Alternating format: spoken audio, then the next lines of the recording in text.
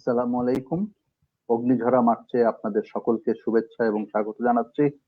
সুপ্রিয় সুধী মণ্ডলী, আপনারা বিসেফ ফাউন্ডেশনের লাইভ টক শোতে এসছেন এবং আপনারা আছেন বলেই আমরা ভরসা পাই এবং আপনারা আছেন বলেই আমরা উদ্দীপ্ত হয়ে প্রতিদিন নতুন নতুন বিষয় নিয়ে আপনাদের সামনে হাজির হই। আজকে আমরা কথা বলবো যে নিরাপদ খাদ্য সহায়ক বিজ্ঞাপন বিধি প্রয়োজন, এরকম একটি তাগিদ থেকে। আপনারা জানেন যে বিসেফ ফাউন্ডেশন একটি নাগরিক সংগঠন এবং নাগরিক সংগঠন হিসেবে নিরাপদ খাদ্য উৎপাদন থেকে শুরু করে তার বিপণন পর্যন্ত ভোক্তার টেবিলে যাওয়া পর্যন্ত যে বিভিন্ন স্তর রয়েছে সেই স্তরে যাতে সমস্ত জায়গাতেই যাতে যে ক্রিটিক্যাল কন্ট্রোল পয়েন্ট যেগুলো আছে সেই ক্রিটিক্যাল কন্ট্রোল পয়েন্ট গুলোকে আমরা সেগুলোকে যথাযথ করতে চাই, যাতে করে আমাদের নিরাপদ খাদ্য প্রাপ্তি নিশ্চিত হয় কোনো রকম টেনশন করা ছাড়াই। কারণ প্রতিটা খাবার আমরা পরীক্ষা করে দেখতে পারবো না, আমরা চাইবো যে নিশ্চিন্ত নির্ভরতায় আমরা খাবার খাবো। তো সেই জায়গাতে আমাদের অনেক কাজ হচ্ছে, আরো অনেক কাজ করতে হবে, আমরাও আলোচনা করছি, আপনারা মতামত দিচ্ছেন। আমরা এই ধারাবাহিকতা থেকেই আমরা অনুভব করলাম যে আমাদের বিজ্ঞাপন নিয়েও কিছু কথা বলা দরকার। আমাদের বিজ্ঞাপন একটা নীতিমালা হওয়া দরকার। আপনারা জানেন যে 2013 সালে বাংলাদেশ নিরাপদ খাদ্য আইন হয়েছে। আমাদের দৃষ্টিতে এটি একটি যুগান্তকারী আইন, কেননা সেই 1958 এর যে পিওর ফুড অ্যাক্ট, সেই পিওর ফুড অ্যাক্টের পরে 2013 সালে এসে এই আইনটি হয়েছে প্রথমবারের মতো, ওই পিওর ফুড অ্যাক্টকে রহিত করে। এর মাঝখানে কিন্তু কোনো আইনি কোনো কিছু ছিল না, সাধারণত ওই যে সেই পিওর ফুড অ্যাক্টের ধারাতেই আমরা চলছিলাম। যাই হোক, এই আইনের আওতায় 2015 সালে নিরাপদ খাদ্য কর্তৃপক্ষ হয়েছে এবং তারপরে নিরাপদ খাদ্য কর্তৃপক্ষ অনেকগুলো বিধিমালা প্রণয়ন করেছেন। এখন আমাদের দাবি হচ্ছে যে আমাদের নিরাপদ খাদ্য সহায়ক বিজ্ঞাপন যাতে একটা নীতিমালা হয়, একটা বিধি হয়, তার জন্য আমরা নাগরিক সমাজের পক্ষ থেকে দাবি করছি। কেন আমরা দাবি করছি সেটি নিয়েই আজকে আমরা আলোচনা করবো। আমরা মনে করি না যে আজকের আলোচনায় শেষ আলোচনা বা আজকের আলোচনায় সম্পূর্ণ আলোচনা। আমরা আজকে আলোচনাটা শুরু করলাম, আপনারা নিশ্চয়ই আমাদের সঙ্গে থাকবেন, আপনারা মতামত দেবেন এবং প্রয়োজনে আমরা আরো বেশি বেশি করে আলোচনা করব। ইতিমধ্যে আমাদের সঙ্গে যুক্ত হয়েছেন বাংলাদেশ নিরাপদ খাদ্য কর্তৃপক্ষের এই বিষয়ক পরামর্শক কৃষিবিদ আয়ুব হোসেন খান, তিনি আমাদের সঙ্গে যুক্ত হয়েছেন। আমি আয়ুব ভাইকে শুভেচ্ছা এবং স্বাগত জানাই। আপনারা অনেকেই চেনেন কৃষি মানুষরা, আয়ুব ভাই একজন অত্যন্ত নিবেদিত কর্মী, তিনি বর্তমানে বাংলাদেশ নিরাপদ খাদ্য কর্তৃপক্ষের পরামর্শক হিসেবে কাজ করছেন। আমাদের সঙ্গে যুক্ত আছেন কৃষি সংগঠক গণমাধ্যম ব্যক্তিত্ব রেজাউল করিম সিদ্দিক, আমাদের সঙ্গে যুক্ত আছেন একজন নিরাপদ খাদ্য যোদ্ধা এবং ব্যক্তি জীবনে আইনজীবী অ্যাডভোকেট লুবনা ইয়াসমিন। তিনি যেহেতু আইনের মানুষ এবং একই সাথে নিরাপদ খাদ্যের যোদ্ধা, সুতরাং তিনি দুটো জায়গা থেকে কথা বলতে পারবেন। এবং আমাদের প্রিয় অভিভাবক, যিনি সকালবেলা ঘুম থেকে উঠেই তার দিন শুরু করে, নামাজের পরে তার দিন শুরু হয় আমাদের এই নিরাপদ খাদ্যের ভাবনা, নিরাপদ খাদ্যের আলোচনা দিয়ে। আমি স্যারকেও স্বাগত জানাচ্ছি। আমরা আশা করছি যে আমাদের সঙ্গে আরো কেউ কেউ হয়তো যুক্ত হবেন। দর্শক মন্ডলী, আপনারাও আছেন আমাদের সঙ্গে। আমি শাকিল আহমেদ ভাইকে দেখতে পাচ্ছি, তিনি আমাদের সঙ্গে যুক্ত হয়েছেন, ধন্যবাদ শাকিল ভাই। আমাদের সঙ্গে যুক্ত হয়েছেন সাইদ আল সাবা, মোহাম্মদ সাইদ আল সাবা সাহেবকেও আমি আন্তরিক শুভেচ্ছা এবং ধন্যবাদ জানাচ্ছি। অনুগ্রহ করে আপনারা যদি আমাদের এই আলোচনাটি শেয়ার করেন তাহলে আমরা কৃতজ্ঞ থাকবো। দেশের মানুষকে আপনারা জানবার এবং জানাবার সুযোগ করে দেবেন। আমরা একটু আসি প্রথমেই যে কেন আমাদের এক ধরনের আমাদের এই নিরাপদ খাদ্যের যে বিজ্ঞাপনের যে একটা বিধিমালা প্রণয়ন, একটা বিজ্ঞাপন নিয়ন্ত্রণ বিধিমালা প্রয়োজন, সেটি কেন, সেটি বোঝানোর জন্য আমি আপনাদের সাথে একটি বিজ্ঞাপন শেয়ার করতে চাই। এটি আমি ঠিক জানি না এটা ঠিক হবে কিনা, কারণ এটা একটা পণ্যের বিজ্ঞাপন, কিন্তু আমাকে আমার বিষয়বস্তু তুলে ধরবার জন্য সেটা আমাকে শেয়ার করতে হবে। আশা করি আপনারা বুঝতে পারবেন যে কেন আমি সেটি বলছি। অনুগ্রহ করে আপনারা থাকুন আমাদের সঙ্গে, আমরা এক্ষুনি এটি শেয়ার করছি।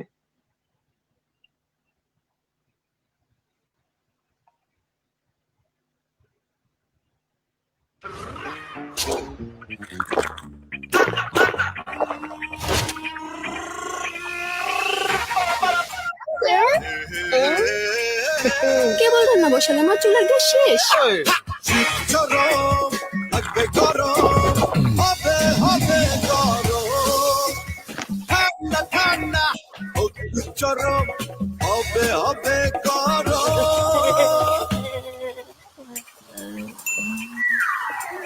আর একটু গরম, ঘরে নতুন জামাই, গরম গরম। পানি বেশি গরম হয়ে গেছে।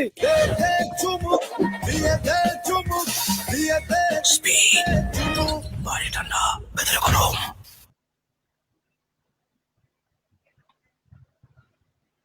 দর্শক মণ্ডলী, আমরা যেটা দেখলাম সেটা একটা পানীয়ের বিজ্ঞাপন, খাদ্য, এবং আমাদের তরুণ সমাজ এই জাতীয় পানীয় আহ প্রতিদিন খাচ্ছে। কোটি কোটি যুবক এবং বিভিন্ন পেশার মানুষ তারা কিন্তু বাংলাদেশে এই ধরনের পানীয়গুলো খাচ্ছে।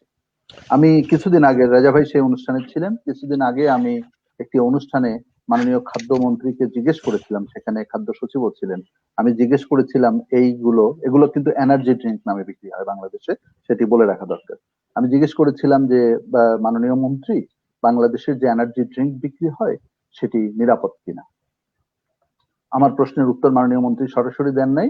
নিরাপদ খাদ্য কর্তৃপক্ষের একজন কর্মকর্তা, একজন কমিশনের সদস্য, তিনি জানালেন, তিনি মাইক নিয়ে প্রত্যুত্তরে বললেন যে বাংলাদেশে কোনো এনার্জি ড্রিঙ্ক বিক্রি হয় না, বাংলাদেশে এনার্জি ড্রিঙ্ক নিষিদ্ধ।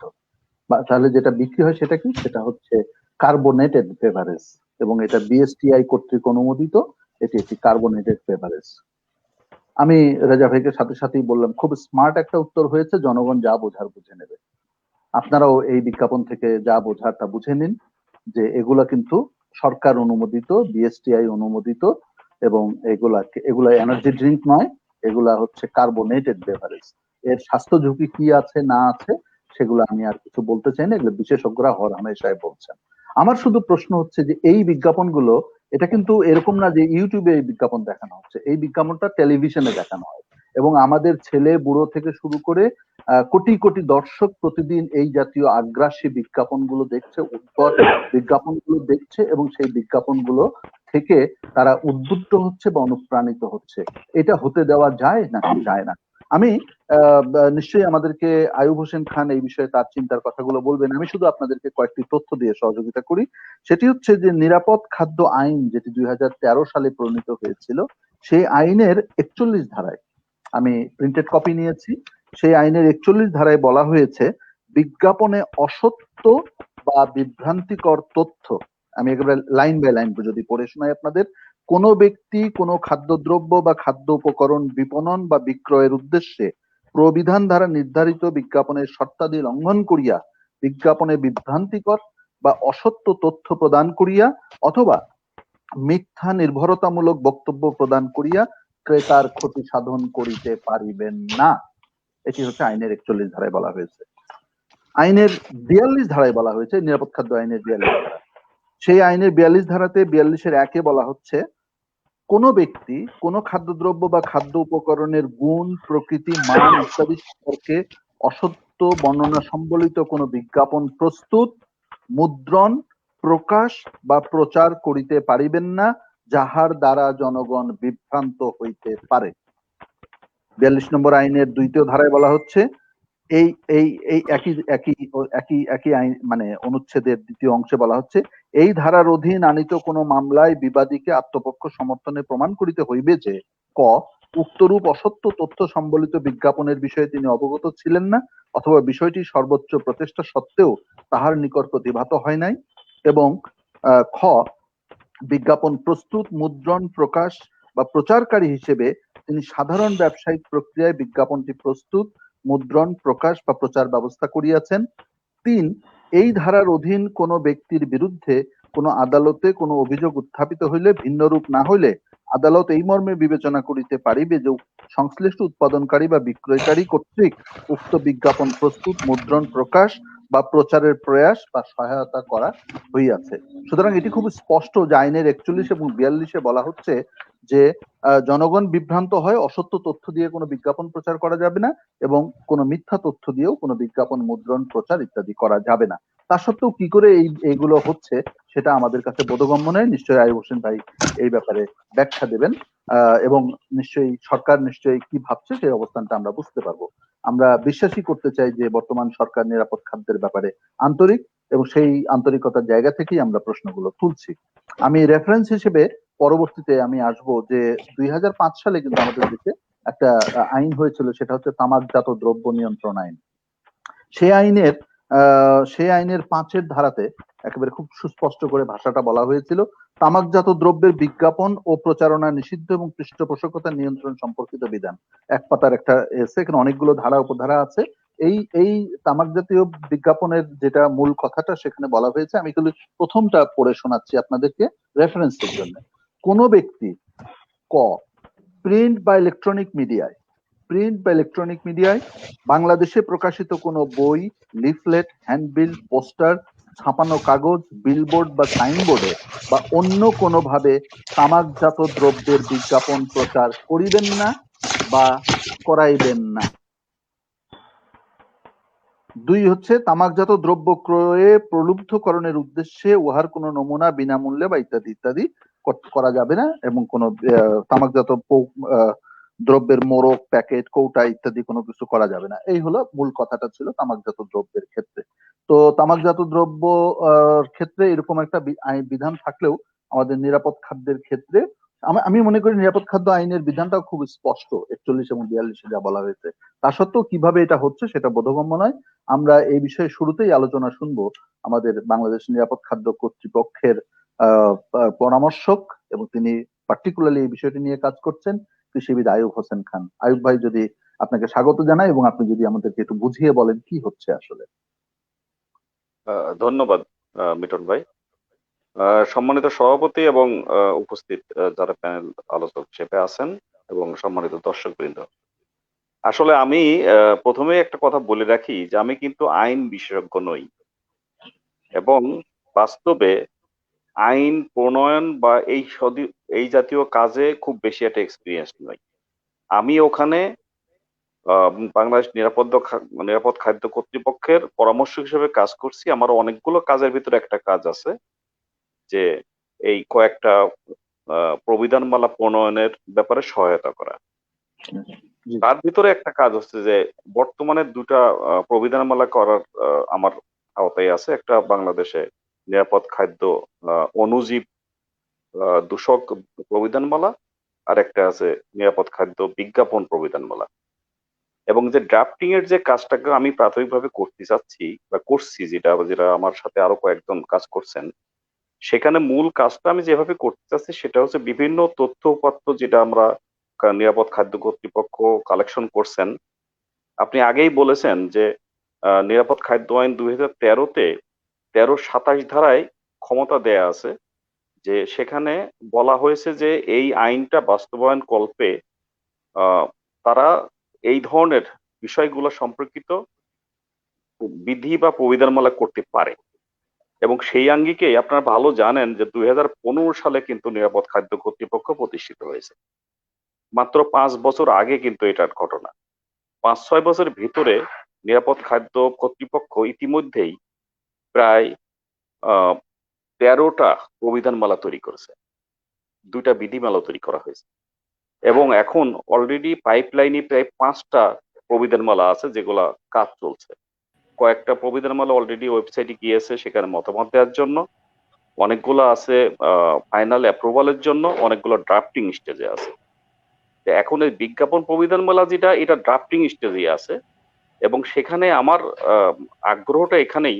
আমি মিটন ভাই সহ যারা উপস্থিত আছেন তাদের কাছে আমার একটা রিকোয়েস্ট থাকবে, এই ড্রাফটিং এ আপনাদের সুচিন্তিত মতামত পেলে আমাদের ড্রাফটিংটা একটু রিচ হবে, এবং পরবর্তীতে এইটা নিয়ে আমরা এটাকে ইনক্লুড করে একটা সুন্দর বিজ্ঞাপন প্রবিধানমালা, যেটা মিটন ভাই বললেন ইন্ট্রোডাক্টরিতে, আমরা সেইভাবে কাজগুলো এগিয়ে নিতে পারবো। যেমন আমাদের হাতে অনেকগুলা তথ্য আছে, আমরা পার্শ্ববর্তী দেশগুলোর এই ধরনের বিজ্ঞাপন প্রবিধানমালা আমরা পর্যালোচনা করছি। পার্শ্ববর্তী দেশ ইন্ডিয়াতে যেমন তারা শুধু বিজ্ঞাপন করেনি, বিজ্ঞাপন এবং দাবি রেগুলেশন তারা করছে।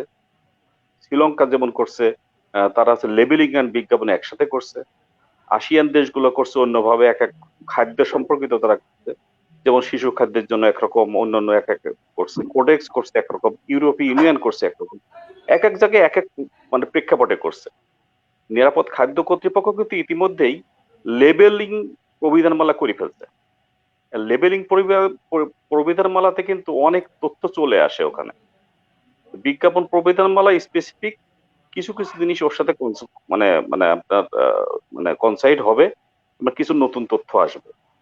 এইখানে কিছু জেনারেল প্রবিধানমালা আমরা করতে আছি। জেনারেল যেসব নীতিমালা আছে, বিজ্ঞাপনের যে নীতিমালা আছে সাধারণভাবে বাংলাদেশ সরকারের, তথ্য মন্ত্রণালয়ের এবং বিএসটি এর কিছু তথ্য আছে, এই সবগুলো সন্নিবেশিত করে আমরা এই সবগুলা একত্রিত করে আমরা একটা ড্রাফটিং করার প্রচেষ্টা।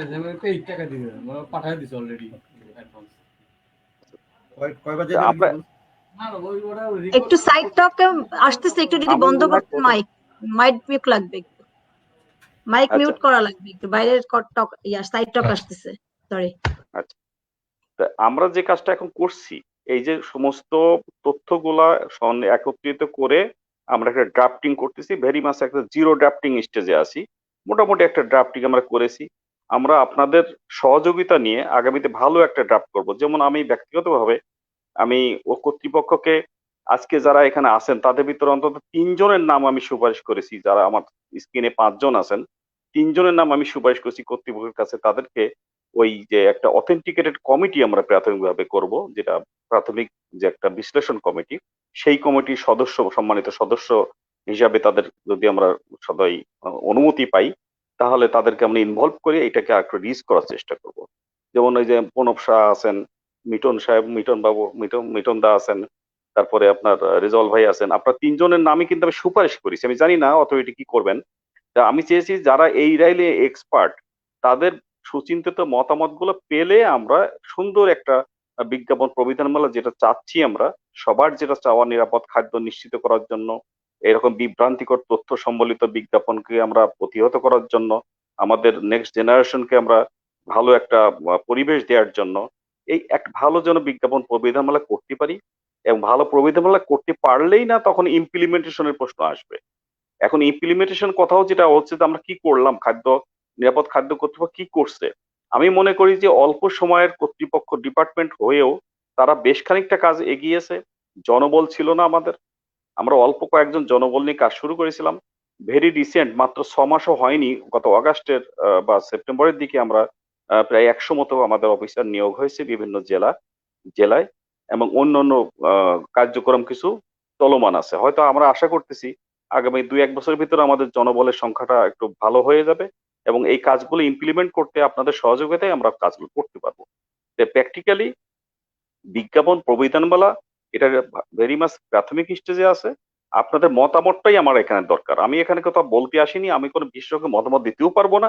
আমি চাইবো আপনাদের কাছ থেকে ভালো সুচিন্তিত মতামত, তার প্রেক্ষিতে আমরা এই ড্রাফটিংটা রিচ করতে পারবো, যেটা আগামী দিনে আমাদের সবার জন্যই একটা উপকারী জিনিস হবে। তাই আমি আপাতত মনে হয় যে এইটুকুই বলতে চাই। আর এটা যে ড্রাফটিং যেটা করছি আমি, এইটা বোধহয় এখানে আলোচনার দরকার আছে বলে মনে হয় না।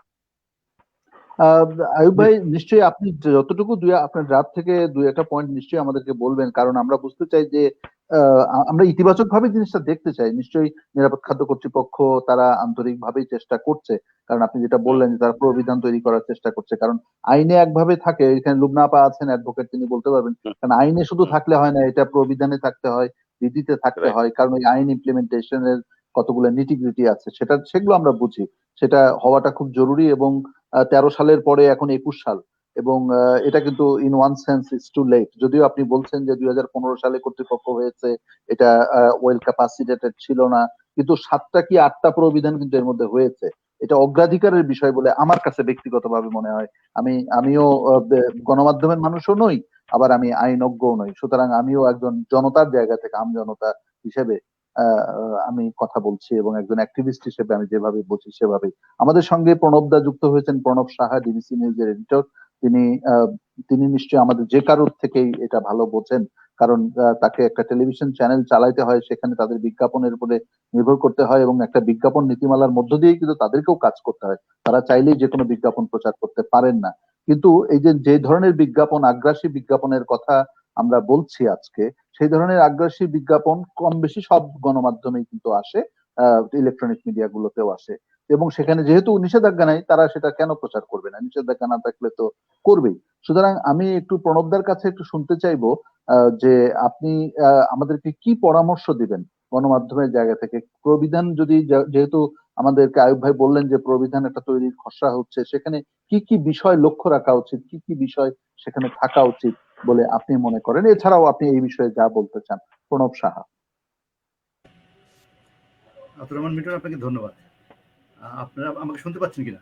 জি, শুনতে পাচ্ছি। হ্যাঁ, ধন্যবাদ সবাইকে। আমি মনে করি খুবই একটা গুরুত্বপূর্ণ বিষয়। তবে এখানে দুটো বিষয় আছে। একটি হলো যে প্রবিধানটা হচ্ছে নিরাপদ খাদ্য কর্তৃপক্ষের, ওইটা সম্পর্কে মতামত দেওয়া, ওটা তো আমরা পুরোটা জানলাম না। আরেকটি হলো সাধারণভাবে বিজ্ঞাপন নীতিমালাটা কি হওয়া উচিত গণমাধ্যমের জন্য, বিশেষ করে খাদ্য এবং নিরাপদ খাদ্যের ব্যাপারে আমাদের একটা মনোভাব অবস্থান আছে যে কিরকম খাদ্যের বিজ্ঞাপন বা নিরাপত্তা খাদ্যের নিরাপত্তা রাখার ব্যাপারে যে সমস্ত থাকা দরকার সেটা একটা মতামত দিতে পারি। আমি শুরুতে শুরু করতে চাই, দেখেন কয়েকদিন আগে সৌরভ গাঙ্গুলির হার্ট অ্যাটাক হয়েছিল, তার হৃদরোগ দেখা দিল, কিন্তু সেই হৃদরোগ দেখার সঙ্গে সঙ্গে সারা ভারত জুড়ে এবং সারা বিশ্বেই তার একটা বিজ্ঞাপন খুব ট্রল হলো, তার বিরুদ্ধে গেল বিজ্ঞাপনটা। উনি একটা তেলের বিজ্ঞাপন করেছিলেন, এই তেল খেলে হৃদরোগ হবে না এবং মানুষ ভালো থাকবে।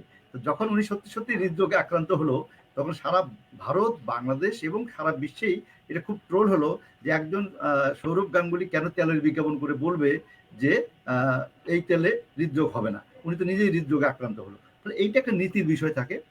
এই প্রবিধানে এইটা থাকবে নাকি কোন বিজ্ঞাপন প্রচার করা কি না করা এইটি থাকবে।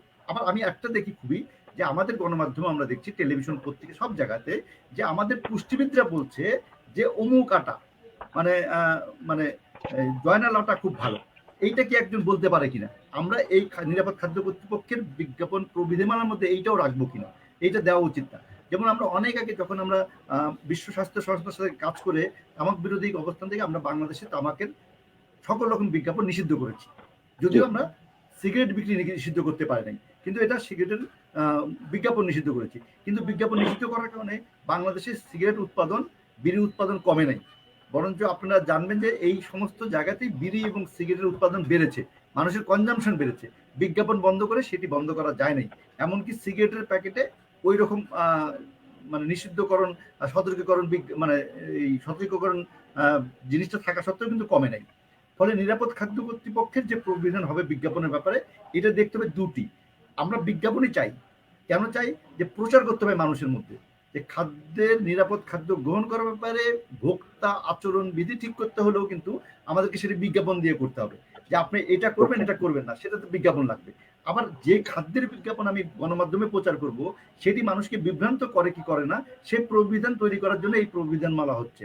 এবং নিরাপদ খাদ্য কর্তৃপক্ষের একটি বড় ধরনের ভূমিকা আমরা চাই বা চাচ্ছিলাম, জন্যই নিরাপদ খাদ্য কর্তৃপক্ষ আইন 2012 সালে হওয়ার পরে 3 বছর লাগছে আমাদের এই কর্তৃপক্ষ তৈরি করতে, এবং 5 বছর পরেও আমরা সকল বিধিমালা এবং জনবল সম্পন্ন করতে পারি নাই।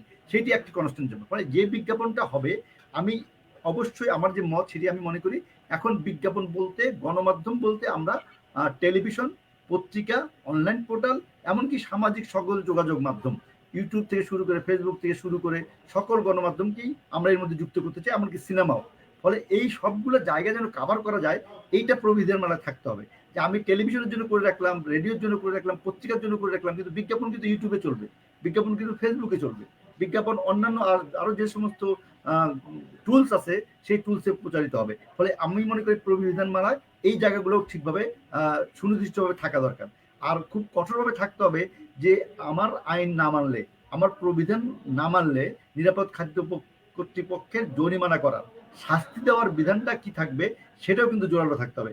তার সঙ্গে আবার সাধারণ আইনের কোনো কন্ট্রাডিকশন হয় কিনা, এটা হয়তো আমার থেকে অ্যাডভোকেট লুবলা, ইয়াসমিন ভালো করে বলতে পারে কোনটা কোনটা আমরা এখানে নিষিদ্ধ করে দিলে সেটা আমাদের সাধারণ লয়ের সাথে কন্ট্রাডিকশন হয় কিনা, তাহলে কোনটা প্রিভেল করবে সেটাও কিন্তু এখানে আমাদের দিতে হবে।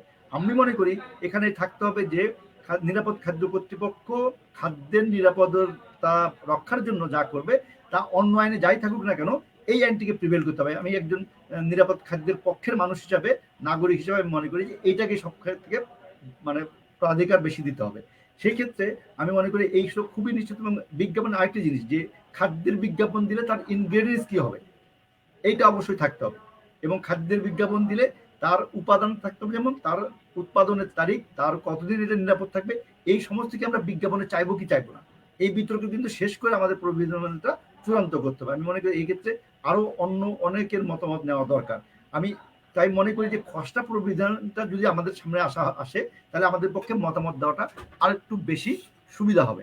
আরেকটি আমি মনে করি যে নতুন প্রোডাক্ট, একটা হলো প্রোডাক্ট লঞ্চিং, আরেকটা হলো বিজ্ঞাপন আকারে তার পক্ষে যুক্তি দেওয়া।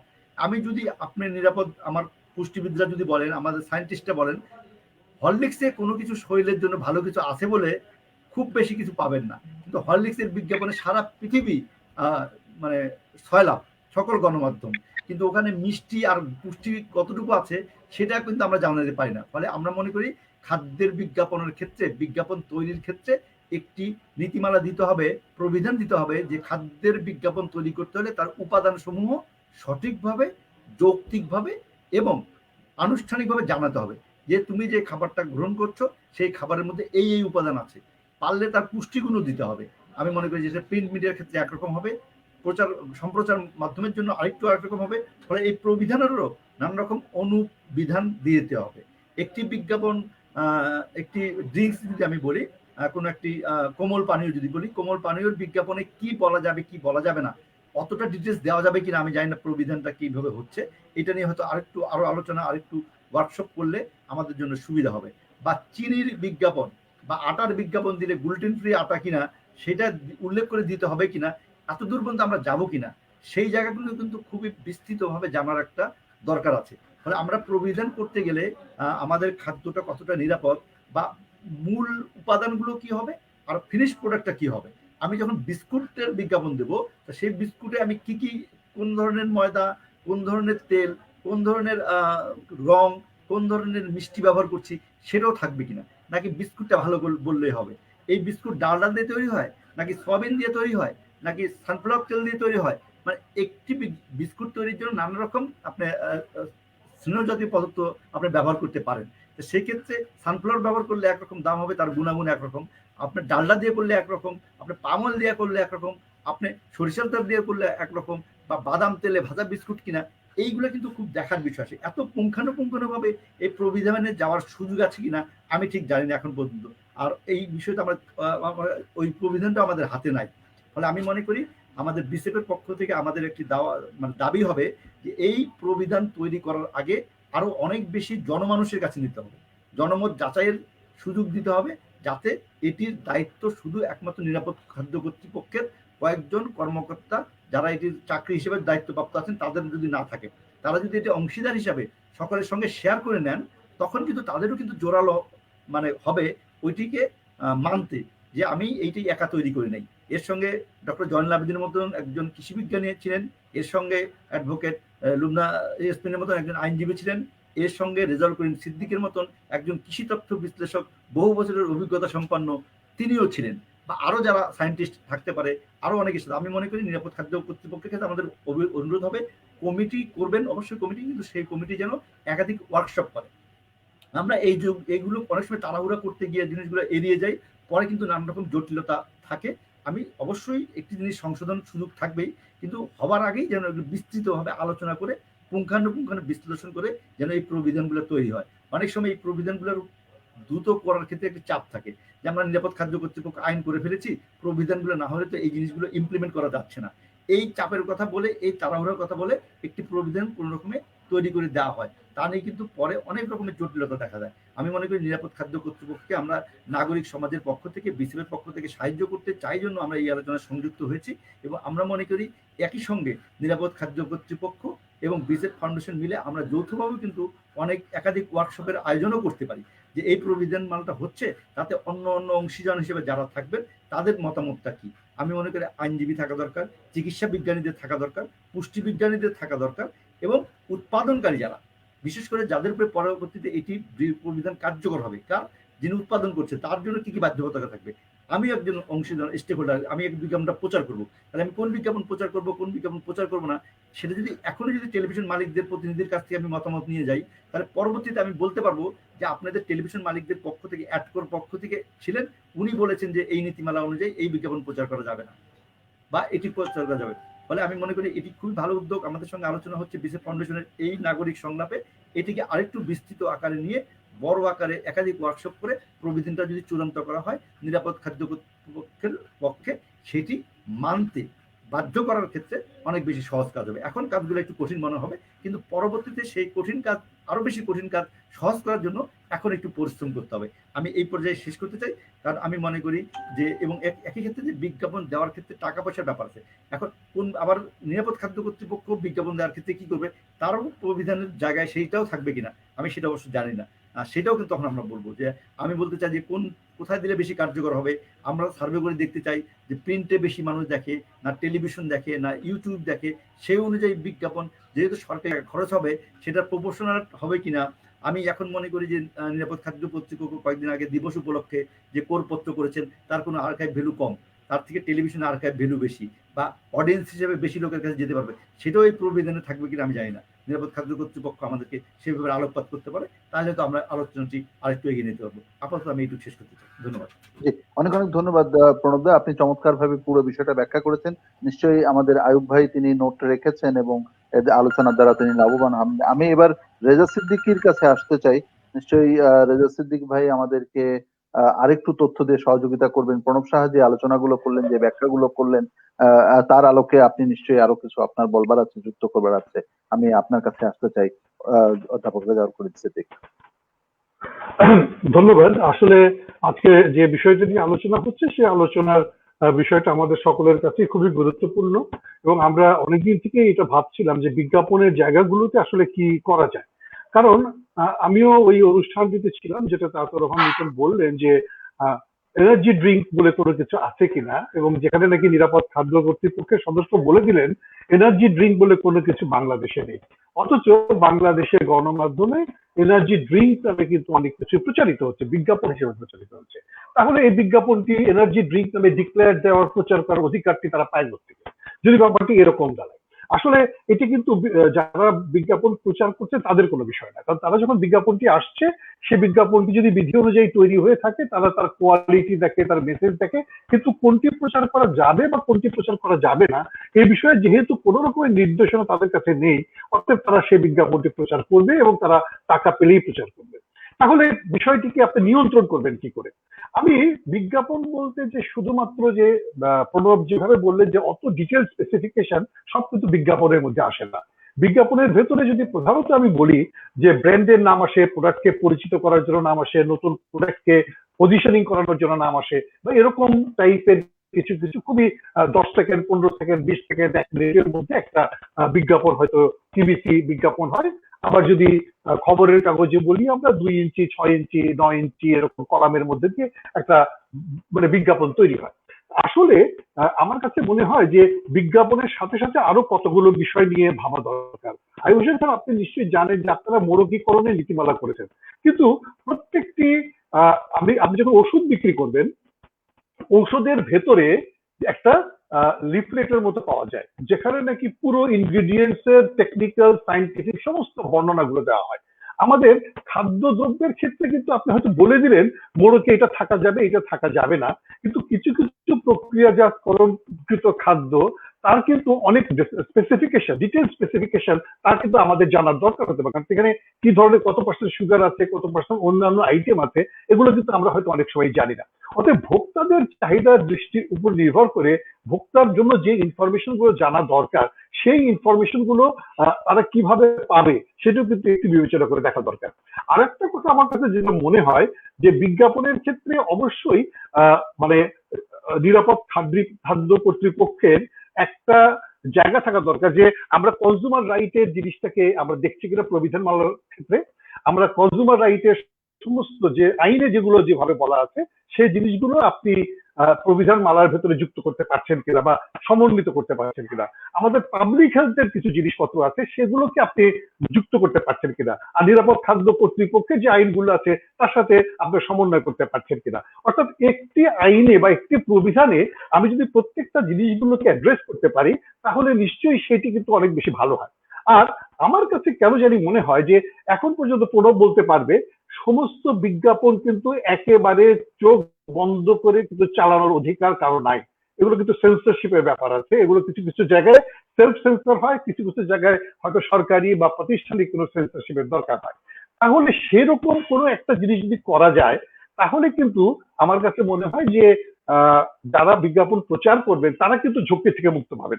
আপনি সার্টিফিকেট নিয়ে আসেন, it is cleared by the মানে সেফ ফুড অথরিটি, আমি বিজ্ঞাপন চালিয়ে দেবো, এবং এটা কিন্তু হতেই পারে। এবং অনেক বিজ্ঞাপনের ক্ষেত্রে বা অনেক কিছুর ক্ষেত্রে, কারণ পোশাক আশাকের ক্ষেত্রে আমরা বলি কোনটা দেওয়া যাবে কোনটা দেওয়া যাবে না, এগুলো কিন্তু সবটাই কিন্তু সেলফ সেন্সার না, এগুলো কিন্তু আমাদের নিজেদের ভিতরে কিন্তু মনে হয় কিছু বিধান থাকাই দরকার। তাহলে এটি যদি আমাদের নিরাপদ খাদ্য কর্তৃপক্ষ যদি এই জায়গাগুলোকে একটু করে চিহ্নিত করতে পারেন বা নিশ্চিত করতে পারেন, তাহলে বিজ্ঞাপন যারা প্রচার করবেন তাদের জন্য ভালো হয়। আর আমার কাছে সবচেয়ে বড় কথা হচ্ছে যে পণ্যটি আইনগতভাবে স্বীকৃত না, সেই পণ্যটি কিভাবে ওই নামে প্রচার হয়। মানে আমি যদি এনার্জি ড্রিঙ্কের কথা বলি, আমি যদি অন্যান্য এই সমস্ত প্রোডাক্টের কথা বলি, প্রচার হয় কেমন করে?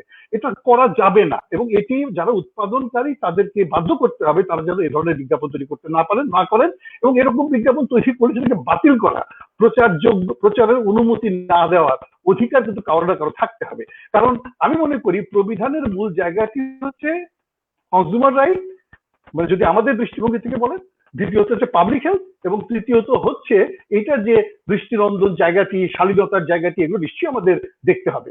আর যে কথাটি আমি বলতে চাই যে আইন শুধুমাত্র থাকলেই হবে না, প্রবিধান শুধু থাকলেই হবে না, সেটাকে বাস্তবায়ন করতে হবে। আর প্রণব সাহার কথা অনুযায়ী আমি এই আইনের প্রয়োগ অবশ্যই সোশ্যাল মিডিয়াতে দেখতে চাই।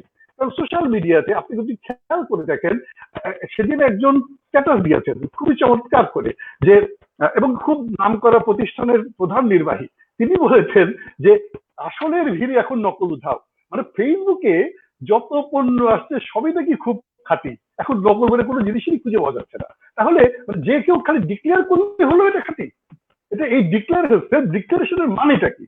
আসলে এটা কিন্তু দেখা দরকার যে আমাদের এই ফেসবুকে আমি নিজের ঘরে কুড়ো কুটে পিঠা বানিয়ে বিক্রি করছি, আমি নিজের ঘরে হলুদ তৈরি করে বিক্রি করছি, হয়তো করছেন, কিন্তু সেইটার অথেন্টিকেশন মানে মানে সেটাকে উনি সমাজ দেবেন কি করে, সেটাকে প্রমাণ করবেন কি করে? আবার অনেকেই বলছে অর্গানিক। আরে ভাই, অর্গানিক প্রোডাক্ট বাংলাদেশে হচ্ছেটা কোথায়? বড় বড় দোকানে অর্গানিক চাল হচ্ছে, অর্গানিক ধান হচ্ছে। আমি তো এটা জানতেই চাই যে ট্রেসেবিলিটি কোথায়, এটা অর্গানিক হচ্ছে তার নমুনা কোথায়, প্রমাণ কোথায়? এই জায়গাগুলো যদি আমরা জিজ্ঞেস করি, দোকান কিন্তু বলতে পারবে না। দোকানগুলো বলে ভাই আমাদের কাছে আসছে, আমরা অর্গানিক হিসেবে বিক্রি করতে। তাহলে যেমন কলা বাগানের মাঠে এখানে কেমিক্যাল মুক্ত আম পাওয়া যায়, কিন্তু সেটাতে তখন পর্যন্ত প্রচুর পরিমাণ কেমিক্যাল পাওয়া যেত। এখন ইদানিং কালে না হয় একটু করে নিয়ম কানুন করা হচ্ছে, নিশ্চয়ই আমরা কেমিক্যাল মুক্ত বা অন্যান্য ক্ষেত্রে নিরাপদ আম বা ফল পাচ্ছি। বাট এটা আমাকে বলতে হচ্ছে যে কোনো বললেই হলো, বললেই কি হলো নাকি? এবং সেইটা শুধুমাত্র আমি বলছি যে ফর্মাল মিডিয়াতে না, প্রিন্ট ইলেকট্রনিক মিডিয়া না, শুধুমাত্র সোশ্যাল মিডিয়া, আপনি অন্যান্য জায়গা কেউ ব্যানার করে ছাপিয়ে দেবে, ব্যানার করে বিজ্ঞাপন দিচ্ছে, অনেকে অনেক রকমের ইভেন্ট করছে, সেখানে তারা প্রচার করার চেষ্টা করছে। অর্থাৎ এগুলো সবকিছুকে আওতায় নিয়ে আসা দরকার। বড় বড় সংস্থাকে যেমন আপনি আওতায় আনবেন, ছোট ছোট সংস্থাকেও আওতায় আনা দরকার। কারণ এই ক্ষুদ্র ক্ষুদ্র প্রতিষ্ঠানগুলোও কিন্তু অনেক ক্ষেত্রে আইনের লঙ্ঘন করতে পারে, এবং তার কারণে কিন্তু ক্রেতারা ক্ষতিগ্রস্ত হতে পারে। অর্থাৎ আমি মনে করি সবটাকে মাথায় রেখে যদি কাজ করা যায়, তাহলে নিশ্চয়ই আমরা হয়তো একটা ভালো প্রবিধান পাবো। আর আইয়ুব হোসেন খান যেটা বলছেন যে একটা খসড়া তৈরির কাজ চলছে, আমরা আশা করি যে আপনি আজকের আলোচনা থেকে যে অপিনিয়ন গুলো পাবেন, সেই অপিনিয়নের উপর বেস করে একটা খসড়া হয়তো তৈরি করবেন। তারপরে সেই খসড়াকে আরো বেশি করে, যেটা প্রণব সাহা বললেন, যে একাধিক আলোচনা করে, একাধিক ডিসকাশন করে আমরা যদি এটাকে ব্রেইনস্টর্মিং করে আরো কিছু ভালো জিনিস আনতে পারি, তাহলে ভালো। আর আমাদের দু একজন দর্শক তারা নিজেরা বলেছেন যে আমরা ভারতের থেকে, থাইল্যান্ড থেকে বা অন্যান্য জায়গা থেকে সমজাতীয় পণ্যের জন্য, যেখানে সমজাতীয় পণ্য আছে, সমজাতীয় হ্যাবিট আছে, সমজাতীয় হেলথ প্রবলেম আছে, সেখান থেকে যদি আমরা আইন বা প্রবিধানের মানে সহযোগিতা নিতে পারি, তাহলে আমাদের জন্য একটা মানে ভালো হবে। আর অবশ্যই আমাদের যেটা শাকিল মোল্লা মোর্শেদ বলেছেন, আমরা উন্নত দেশের দিকে যাচ্ছি, আমরা বলছি আমরা মানে উন্নয়নশীল দেশের মানে সিঁড়িতে আমরা হাঁটছি, আমরা হয়তো 2 বছর 3 বছরের ভিতরে উন্নয়নশীল দেশে পরিণত হয়ে যাব ফর্মাল ডিক্লারেশনের মাধ্যমে। তাহলে আমাদের প্রবিধান মালা কেন এখনো ওই ভারত বা থাইল্যান্ডের চিন্তা করে করতে হবে? আমরা কেন এখনই হ্যাসাপের কথা ভাববো না, কিংবা এফডি এর কথা ভাববো না, বা সেই লেভেলে আমরা যাবো না? অর্থাৎ ওই জায়গা থেকে আমাদের যাওয়ার জন্য মানসিক প্রস্তুতিটা থাকা দরকার। এটাই আমার কথা আপাতত। আতরমান মিটন। জি, জি, অনেক ধন্যবাদ। আপনিও অনেক বিস্তারিত বলেছেন, নিশ্চয়ই আমাদের আয়ুব ভাই সহ দর্শকরা যারা নির্দেশ পাচ্ছেন। আমি অ্যাডভোকেট লুবনা ইয়াসমিনের কাছে আসতে চাই। খুব চমৎকার আলোচনা হচ্ছে, আমি নিজে খুব অভিভূত। লুবনা ইয়াসমিন একজন অ্যাডভোকেট, একজন নিরাপদ খাদ্য যোদ্ধা, এবং তিনি পুষ্টি নিয়ে কাজ করেন, একজন মা, একজন গৃহিণী, এবং সবটা মিলিয়ে তিনি নিশ্চয়ই আমাদেরকে মতামত দিতে পারবেন কেন এই আগ্রাসী বিজ্ঞাপন বন্ধ করা যাচ্ছে না বা বন্ধ করতে হলে কি করতে হবে। আপনি নিরাপদ খাদ্য কর্তৃপক্ষকে কি পরামর্শ দেবেন, অ্যাডভোকেট লুবনা ইয়াসমিন?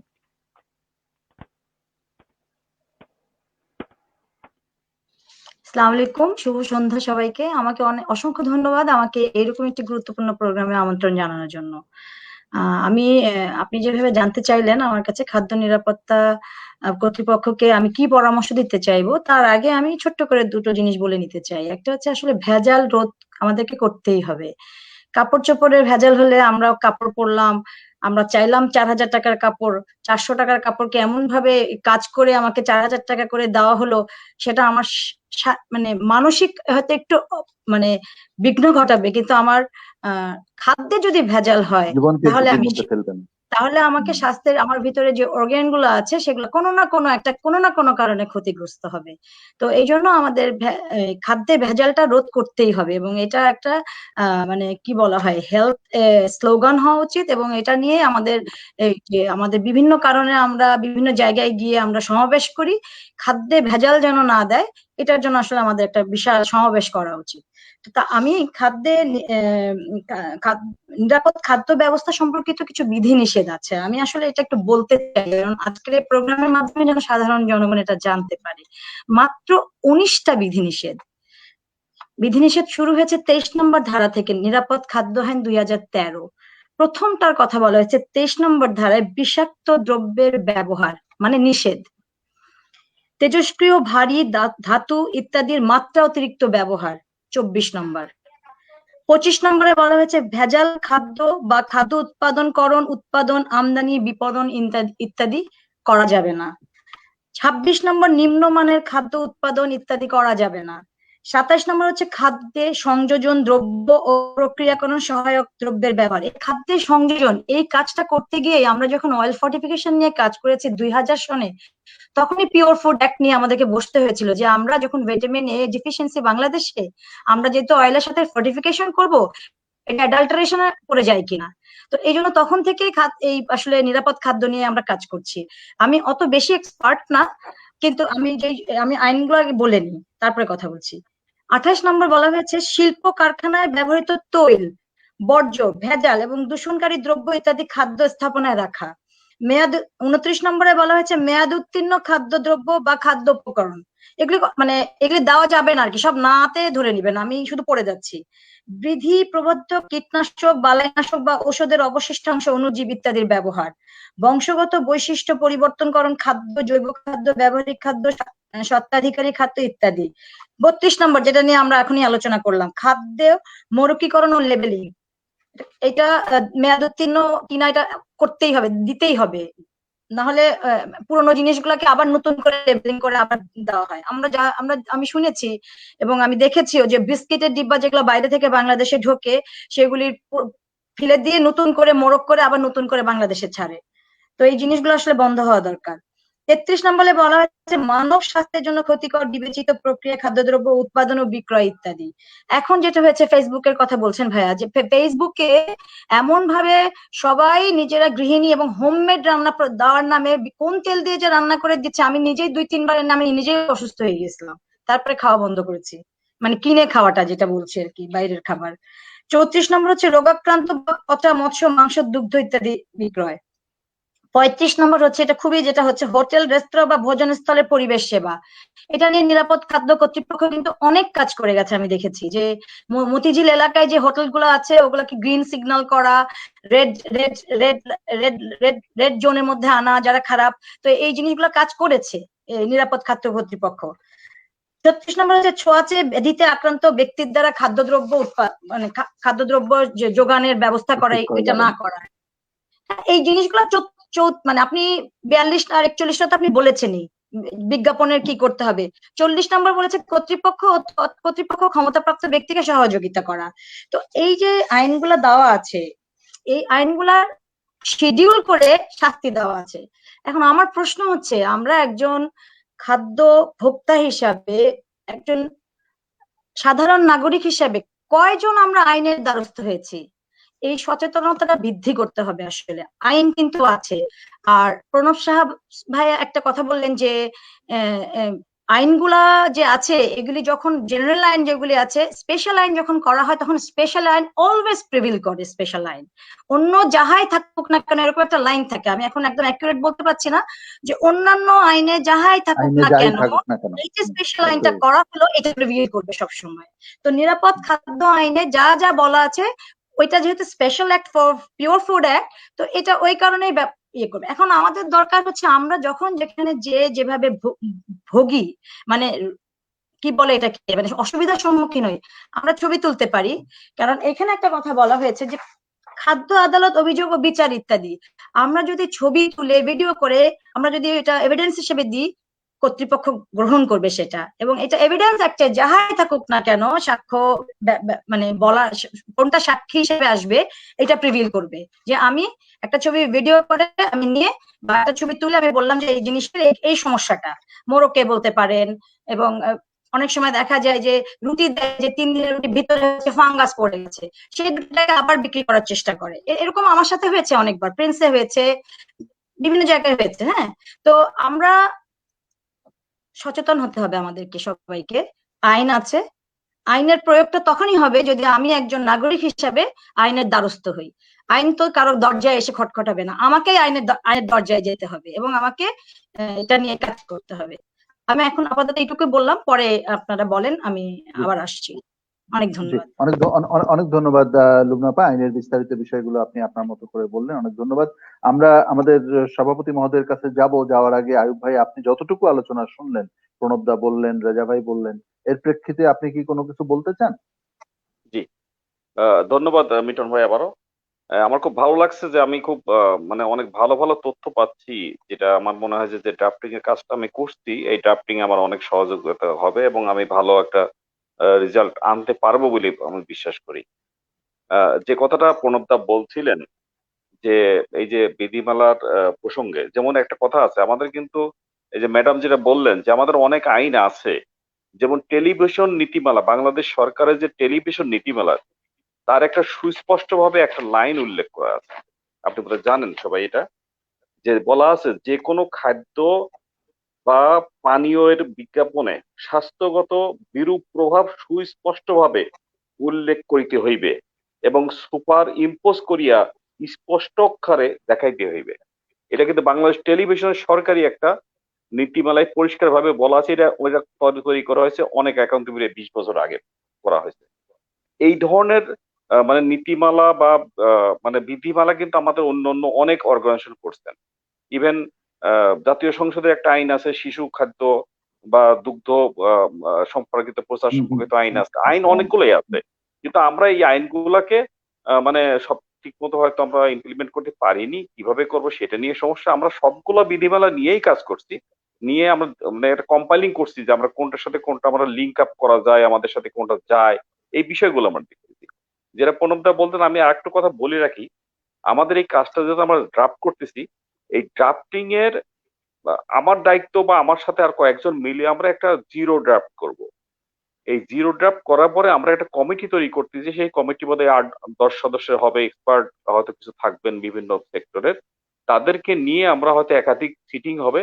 সিটিং হওয়ার পরে তখন ওই জিরো ড্রাফটটাকে একটা খসড়া হিসেবে আমরা দাঁড় করাবো। দাঁড় করানোর পরে তখন ওই খসড়াটা তখন পাঠাবো বিভিন্ন রিলেভেন্ট যারা অংশীজন আছেন তাদের কাছে, তাদের কাছে মতামতের জন্য পাঠাবো। সেখানে আইনজ্ঞ থেকে শুরু করে সমস্ত সংশ্লিষ্ট সবার কাছে পাঠাবো। পাঠানোর পর তাদের মতামত নেয়ার পরে আমরা ওইটা হয়তো কম্পাইলিং করে আলটিমেটলি ওইটা আইনের মানে বিধিমালা প্রণয়ন, ফাইনাল প্রণয়নের দিকে যাবে। আমার ধারণা যে এই সবার কাছ থেকে মতামত গুলো এইভাবে আসলে এটা হয়তো একটা ভালো বিধিমালা হয়তো হতে পারে, এটা পরবর্তী সময় হবে আমি আশা করি। অতএব সেই যে আমরা যেটা খসড়া যেটা জিরো তৈরি করছি, এই জিরোটা চাইতে হয়তো আরো ভালো একটা জিনিস আসবে। আজকের আলোচনার প্রেক্ষিতে যেটা আমি বলতেছিলাম, আমার হাতে অনেকগুলা প্রবিধান মালা আছে, যে কথাটা রেজাউল ভাই যেটা বললেন, যে আমরা আসলে এখন ডেভেলপ কান্ট্রির দিকে গেছি। আমরা কোডেক্স এর গাইডলাইন, এফডিএ কোডেক্স বা ইউরোপীয় ইউনিয়নের গাইডলাইন, এগুলো আমরা দেখি, সবগুলো আমাদের দেশে ইমপ্লিমেন্ট করার মতো না। আসলে আমরা সেই পর্যায়ে এখনো যাইনি, যদিও আমরা যাচ্ছি কিন্তু এই পর্যায়ে যাইনি। যতটুকু করা যায় পার্শ্ববর্তী দেশগুলো আমরা দেখছি, সবগুলো মিলে যেটা আমাদের পক্ষে করা সম্ভব আমরা সেইগুলোই করার চেষ্টা করছি। এখন প্রশ্ন বিজ্ঞাপনের সাথে লেবেলিং এর একটা মানে কাছাকাছি চলে আসে। এখন প্রশ্ন হচ্ছে লেবেলিং এর ডিটেলস থাকে, যে কথাটা বলা হয়েছে যে লেবেলিং এ কোন জিনিসের কতটুকু কি পরিমাণে উপাদান আছে, তার কোনটা কোনটা কি সুগারে আছে, কত কি আছে ইত্যাদি লেবেলিং এ থাকে। কিন্তু বিজ্ঞাপনে প্রকৃতপক্ষে এত ডিটেলস জিনিসটা আসে না। বিজ্ঞাপন যেটা সাধারণভাবে আমরা দেখে আসছি সেটাতে সামারাইজ ফর্মে বা একটা ছোট্ট করে জিনিসটা থাকে, ডিটেল থাকে মোড়কে কিংবা তার ভেতরে কোনো যে কথা বলেন ওষুধের ভেতরে যেমন থাকে ওই ধরনের লিফলেট থাকতে পারে। সেটা হয়তো আমরা আমাদের লেবেলিং যেটা আছে আমাদের নিরাপদ খাদ্য কর্তৃপক্ষ কর্তৃক লেবেলিং একটা প্রবিধানমালা করা হয়েছে। আমাদের এ পর্যন্ত প্রায় বললামই যে আমি প্রায় 11টার মতো প্রবিধানমালা করা হয়ে গেছে বিভিন্ন সেক্টরে। আমরা সবগুলোই আপডেটিং হচ্ছে, এটাও হয়তো একটা হবে।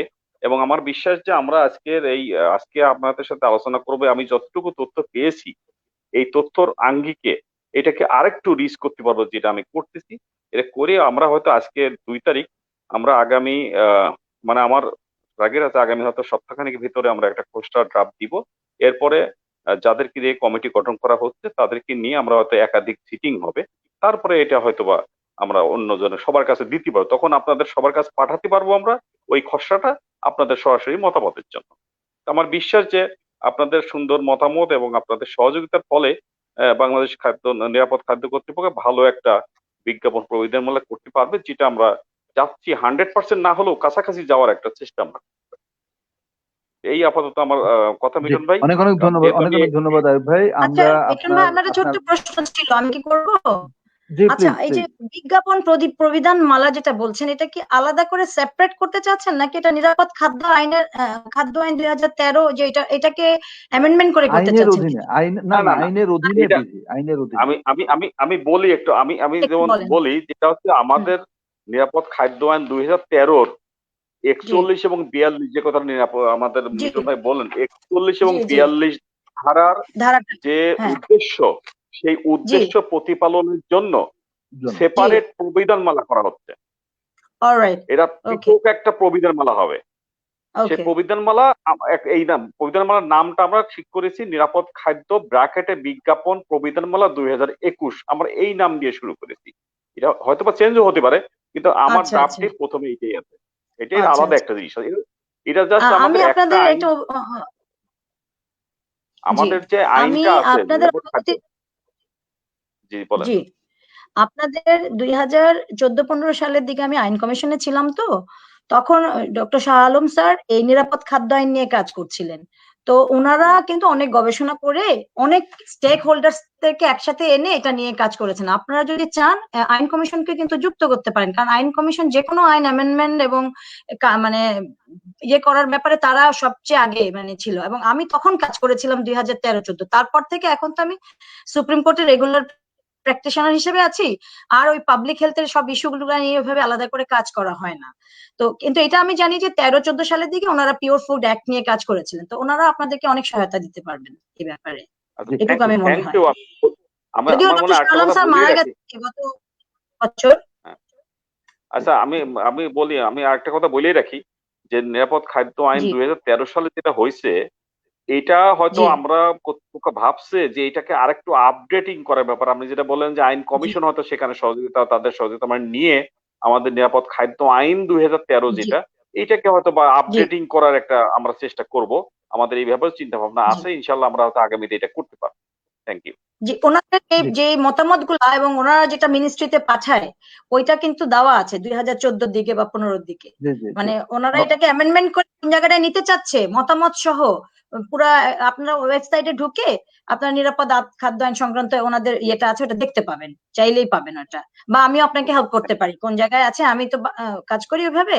তো অনেক কিন্তু আইন হচ্ছে বা আইন মানে চাচ্ছে আইন কমিশন, কিন্তু পাস তো হয় না, এটা হলো সবচেয়ে দুঃখজনক। মানে তারা গবেষণা করে মতামত দিয়ে একটা আইন দাঁড় করায়। আমরা স্বাস্থ্য সেবা আইন দাঁড় করিয়েছি 2015 সালে, আজকে 2021 সাল, 6 বছর ধরে মিনিস্ট্রিতে মন্ত্রণালয় পড়ে না আছে। থাকলে তো আচ্ছা লাভ লুবনা নাই, আপা, লিয়াজও মেনটেন হ্যাঁ করে লুবনা আপা, এটাকে এগিয়ে নিয়ে যেতে হবে। জি হ্যাঁ লুবনা আপা জি আমি বলেন একটু বলি যে বলেন। এই যে নিরাপদ খাদ্য কর্তৃপক্ষের যে আইনটি সেটি তো সরকার জি গ্রহণ করেছে। অতএব এটি যদি জি সরকার যদি নিজে থেকেই মনে করে কোনো জায়গায় জি সংশোধন বা সংযোজন জি বিয়োজন যে করবে, বিয়োজন সেটা করতেই দরকার, পারবে। হ্যাঁ আইন হ্যাঁ আইন কমিশন বা মিনিস্ট্রি অফ হ্যাঁ ল এর সহযোগিতা দিয়ে করতে পারবে। তবে জি প্রবিধানগুলো তৈরি করার ক্ষেত্রে বা বিধিমালা তৈরি করার ক্ষেত্রে মানে প্র্যাকটিশনার্সদের সহযোগিতাটা বেশি দেওয়া হয়, যারা এই তার স্টেক হোল্ডার মানে অবশ্যই ব্যবহারের স্টেক হোল্ডার। অতএব স্টেক নিশ্চয়ই হোল্ডার্স।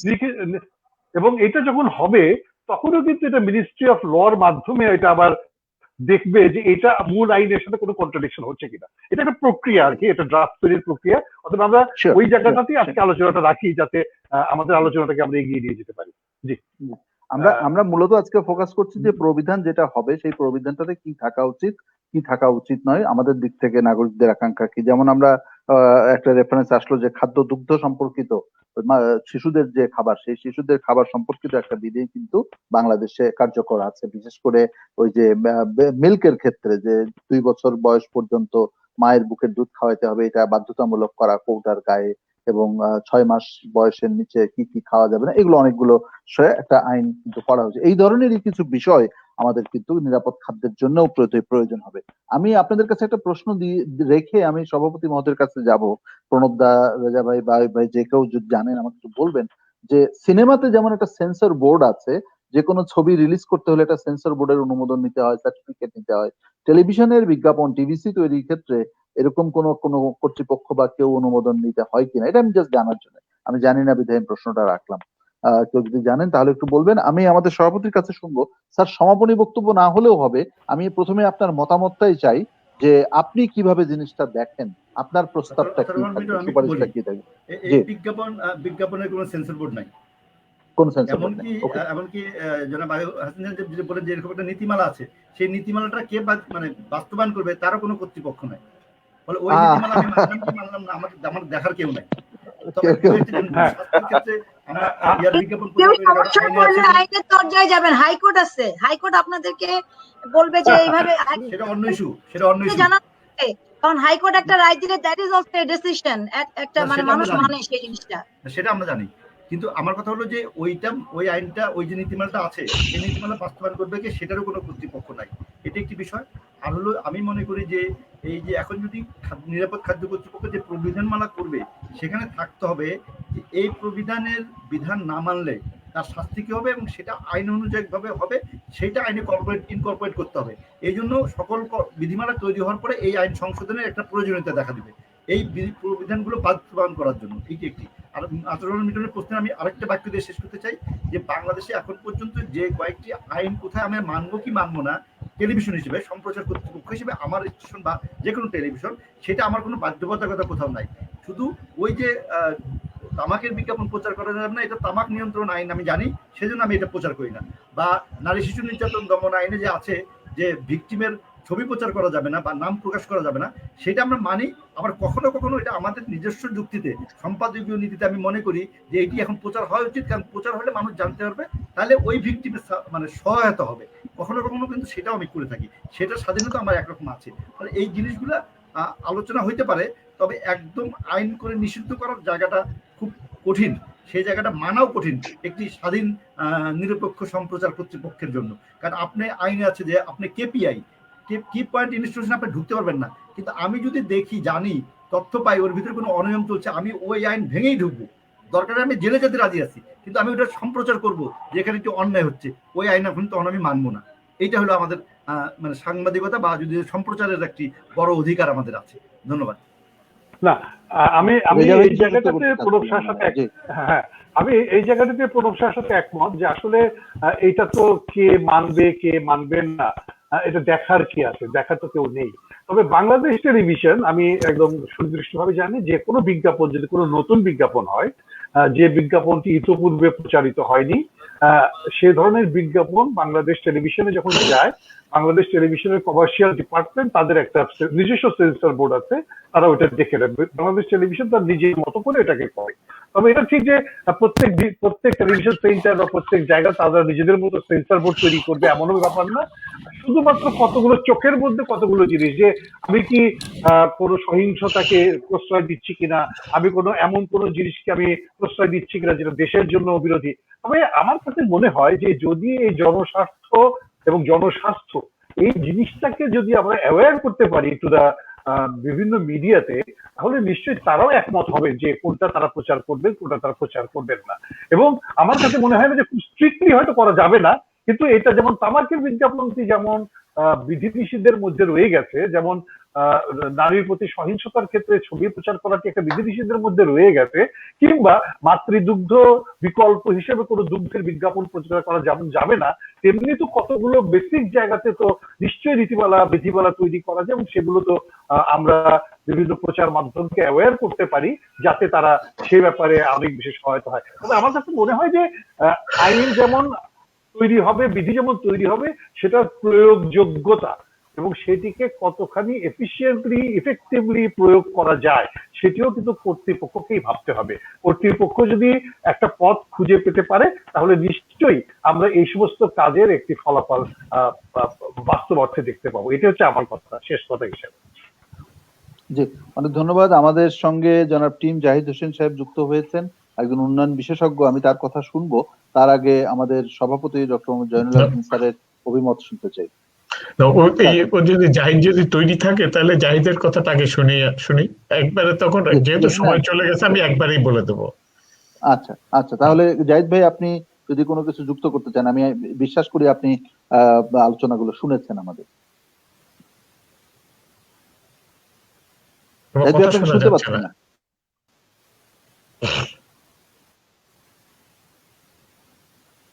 জাহিদ ভাইয়ের কথা আমরা শুনতে পাচ্ছি না,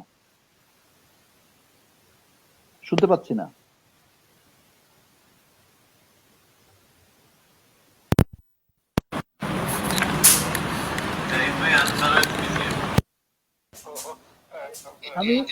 আমি আরেকটা কলে আছি।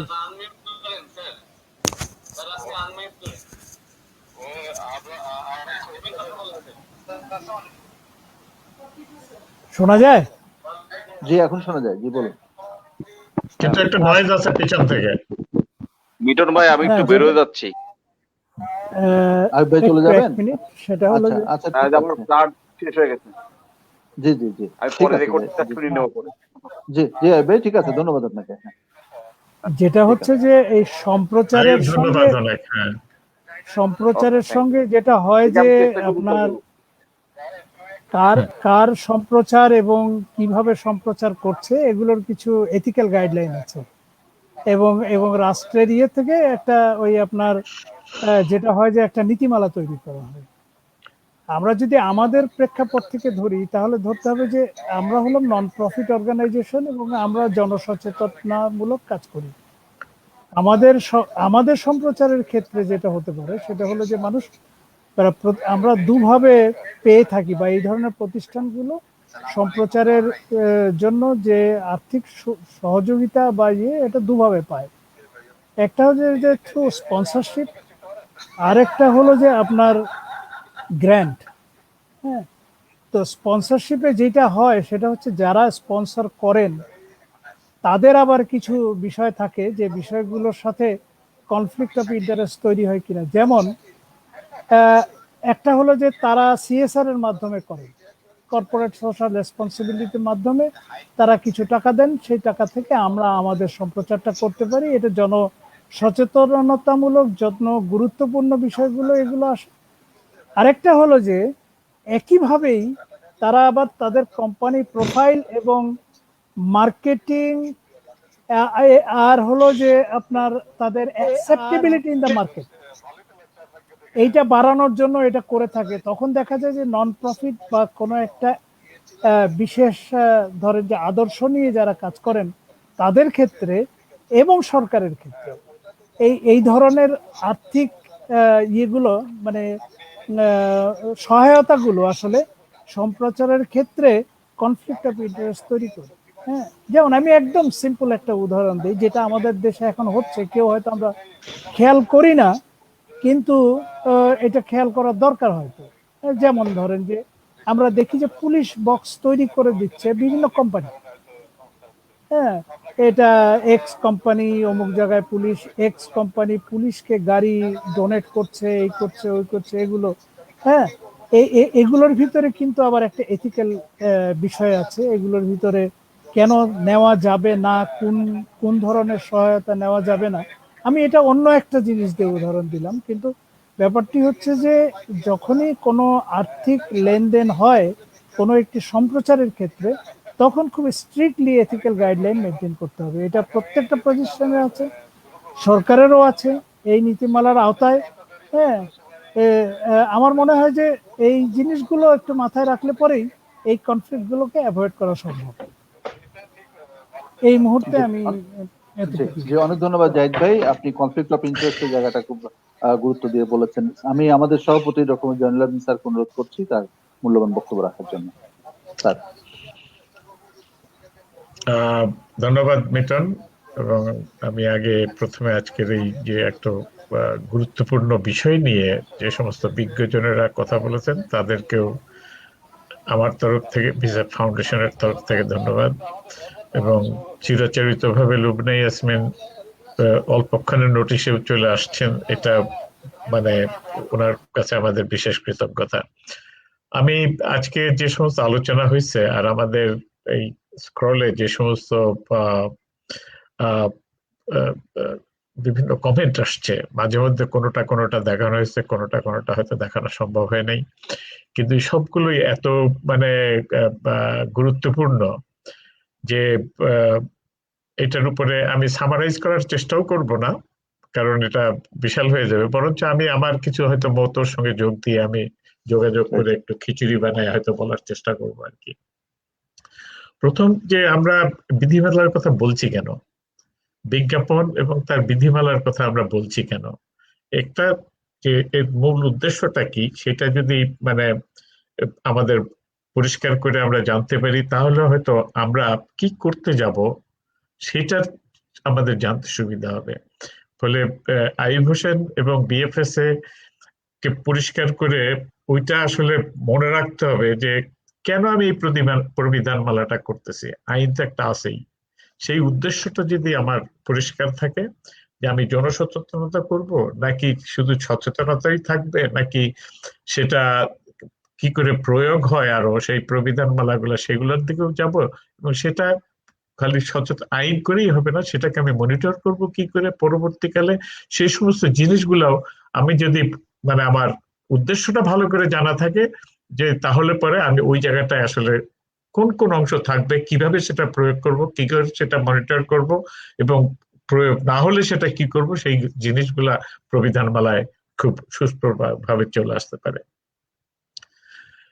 আজকে খুব গুরুত্বপূর্ণ কথা আসছে, জনসচেতনতার কথা বারবারই বলা হচ্ছে। এই সব কিছু আসলে বিজ্ঞাপন বলি আর যাই বলি না কেন, বিজ্ঞাপন দিয়েই করি। আর আমরা যারা ওই সমস্ত বিজ্ঞাপনের বাইরে বিরুদ্ধে কথা বলার চেষ্টা করতেছি, বা বিরুদ্ধে শব্দটা ঠিক নাই, ওইটা মানে একটা অপর বিভিন্ন অন্যভাবে কথা বলার চেষ্টা করছি, যে কোনটা এনার্জি ড্রিঙ্কের বিজ্ঞাপন যাবে কি যাবে না এটা নিয়ে যারা কথা বলছি, এটা আসলে মানুষকে সচেতনতার একটা অংশ হিসাবেই করা হচ্ছে। কিন্তু সচেতনতা খুবই দরকার, কারণ ওটা হলো এন্ট্রি পয়েন্ট মানুষের জন্য সচেতনতা। কিন্তু সচেতনতার সাথে সাথে দরকার হলো আমরা পুরনো কথাটা আবার ফেরত নিয়ে আসি, যে শব্দটা আমি শুনেছিলাম প্রথমে রেজাল্ট করিম সিদ্দিকের কাছে, আমার কাছে খুব ভালো লাগছে, কিন্তু আমি মনে করি খুবই গুরুত্বপূর্ণ, মনোজগতের ভিতরে পরিবর্তন। যে আমাদের সচেতনতা হবে, কিন্তু সচেতনতা দিয়ে যদি মনোজগতে পরিবর্তন না হয়, তাহলে পরে সেটাতে আচরণের স্থায়ী পরিবর্তন হবে না। যেরকম তাহলে এইটা আমরা এথিক্যাল গাইডলাইন্স বলি আর যেটাই বলি না কেন, আমাদের প্রত্যেকের ভিতরে যতগুলো অংশীদারের ভিতরে থাকতেছে, প্রত্যেকের মনের ভিতরে এটা পরিবর্তন আনা দরকার, সেই সচেতনার কার্যক্রম।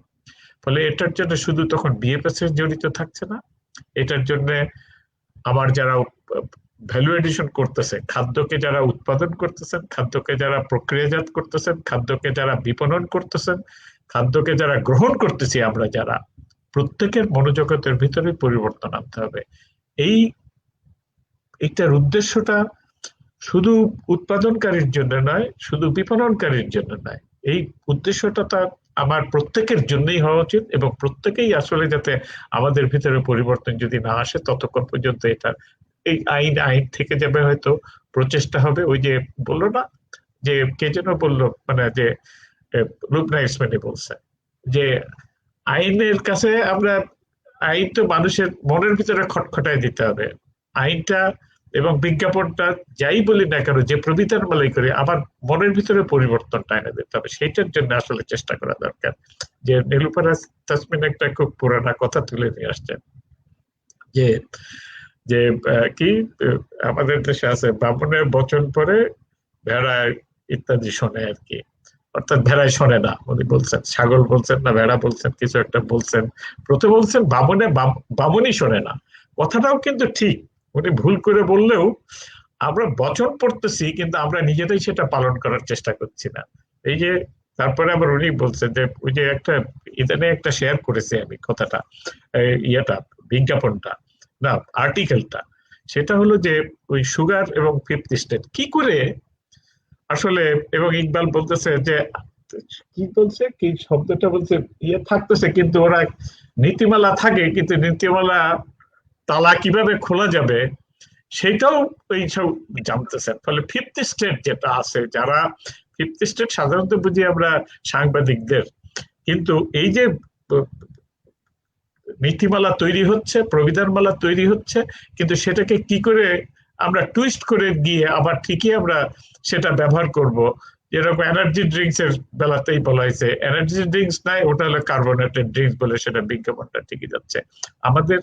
আমি অনুরোধ করবো যে বিএফএসএ কে দয়া করে এইসব দিকগুলো খুঁটিনাটি গুলো একটু খেয়াল করবে, যে কি করে আমরা এই যে টুইস্টিং জায়গাটা, যারা ক্ষমতাশীল, যারা অর্থ যাদের কাছে আছে, তারা কি করে যাতে করে এই মানে নীতিমালার তালাটা খুলে ফেলে দিয়ে আর একভাবে ঢুকে না যায় যেতে পারে, সেটা খেয়াল করার দরকার আছে।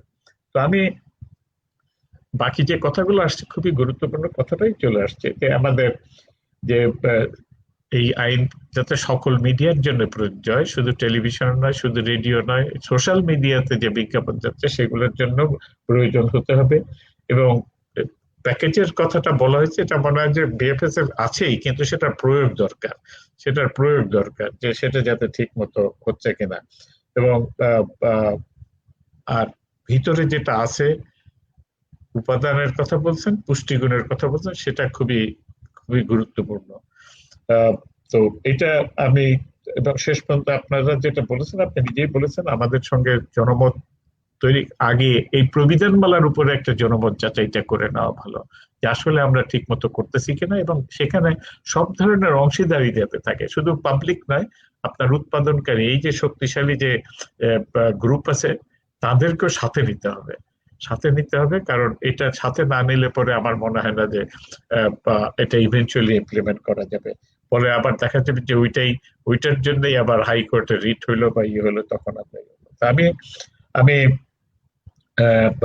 শেষ করতে চাই এটা বলে, মিটনের কথাটা বলে, যে সেন্সর বোর্ড আমার মনে হয় আইডিয়াটা একটা ভালো জিনিস। সেন্সর বোর্ড শব্দটা ব্যবহার করি আর না করি, আপনার বিজ্ঞাপন যেগুলা যাবে, বিজ্ঞাপন যাওয়ার আগে তার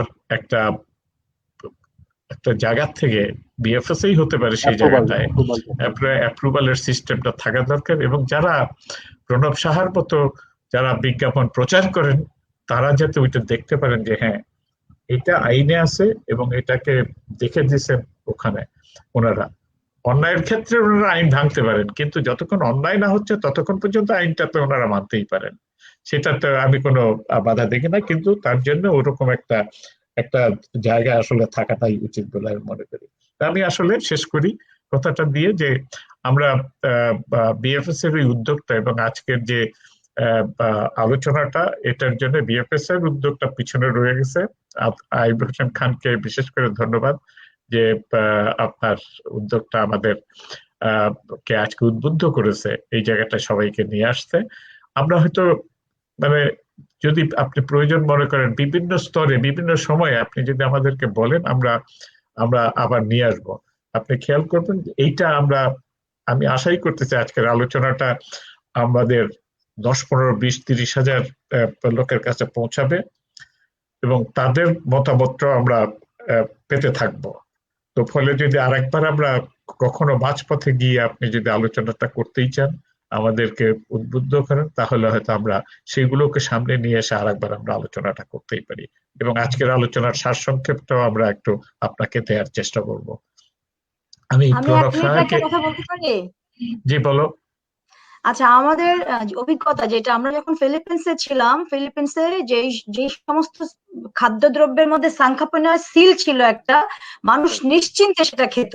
তো আপনাদের বি সেফ এর সিল এবং বি সেফ কথাটা এত সুন্দর লাগছে আমার, দেখে মনে হচ্ছে কি আমাদের খাদ্য কর্তৃপক্ষ যদি, মানে নিরাপদ কর্তৃপক্ষ যদি এরকম একটা সিল, যে খাদ্যে এরকম সিল থাকবে মানুষ নিশ্চিন্তে খাবে, যে এটা হয়ে আসছে, যত রকম বিবেচনা করা দরকার, পরীক্ষা নিরীক্ষা করা দরকার হয়ে আসছে। কারণ বাচ্চাদের খাদ্য এবং কিছু খাদ্য তো এভাবে মানে একদম এনশিওর করলে খাওয়াটা খুব রিস্কি হয়ে তুমি যাচ্ছে। দুইটা ইস্যু বলতেছো। একটা হলো যে একটা সিল থাকবে যেটার উপরে মানুষ ভরসা করতে পারবে এবং সেটাই করতে পারবে, এটা তো বলতেছো।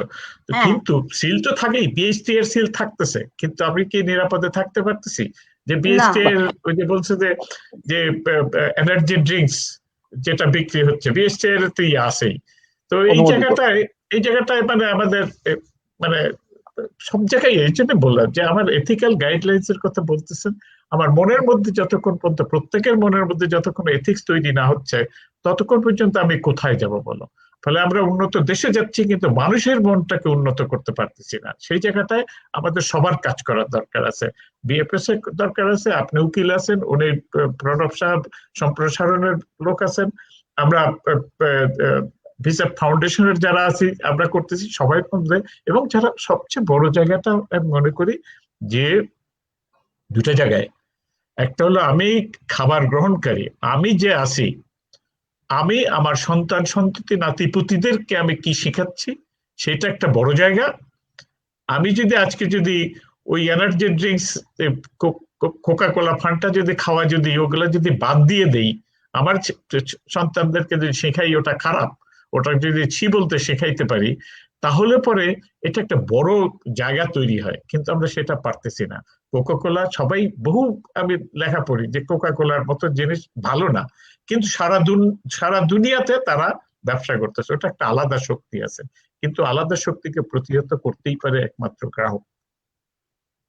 এই জায়গাটা খুবই আমি মনে করি যে এই জায়গাটা খুব গুরুত্বপূর্ণ। আর আমাদের যারা সার্টিফিকেট দেন তাদের আসলে মনোজগতে পরিবর্তন। কেউ বলছেন যে খামের লেনদেন, আমি উল্লেখ করতে চাই না, ওটা একটা বড় আসলে দুর্নীতি, সারা দুনিয়াতেই আছে, খালি বাংলাদেশে নয়। কিন্তু ওইটা খামের যে আদান প্রদানটা, সেটা একটা গুরুত্বপূর্ণ জায়গা, প্রত্যেকের জায়গায় সততার সঙ্গে আসার দরকার আছে। আমি আজকের আলোচনা শেষ করি, এইটা যেটা বলে শেষ করতে চাচ্ছিলাম প্রণব সাহার কাছে। প্রণব সাহাকে অনুরোধ করতে চাই, আজকের যে আলোচনাটা, আপনার যে টকশো যে বিভিন্ন হয়, ওই টকশোর ভিতরে আপনি আধা ঘন্টা সময় দিতে পারেন কিনা, যে এই আলোচনাটা আপনার টকশোতে হলো দেশের সারা মানুষের কাছে পৌঁছাইতে পারে কিনা।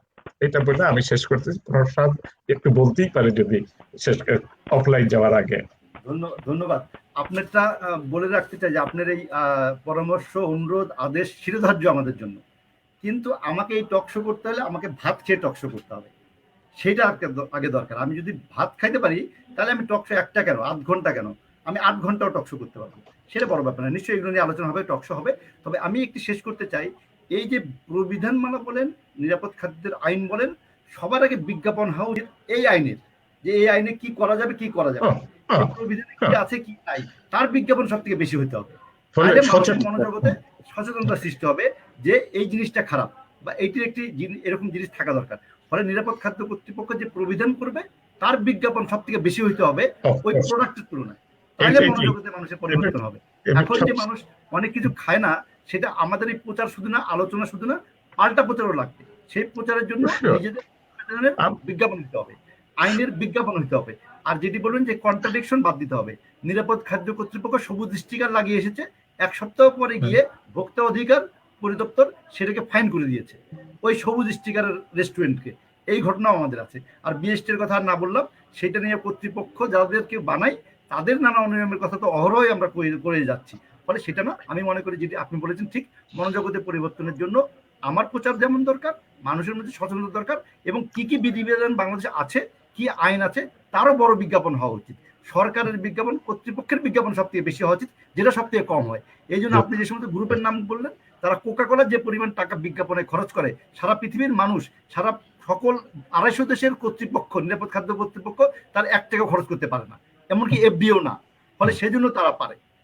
ফলে যারা মুনাফা করবেন তাদের নানা রকম ফকর আছে, তার সঙ্গে কখনো কখনো গণমাধ্যম মিলে যায়। সেই জায়গাটারও একটা চেক অ্যান্ড ব্যালেন্সের জায়গা, প্রচার করেই আপনাকে তৈরি করতে হবে জায়গাটা। ধন্যবাদ। এক্স্যাক্টলি আমি খুব সম্পূর্ণ একমত যে আসলে কি আইন আছে, কি ধরনের, সেটারও প্রচার হওয়া দরকার খুব বেশি করে। এবং আইনগুলার রুল ম্যানেজমেন্ট একটা সামারাইজ করেছেন অনেকগুলা, এবং আমি সুনিশ্চিত যে আইয়ুব হোসেন খানের কাছে এগুলা সব তথ্য আছে।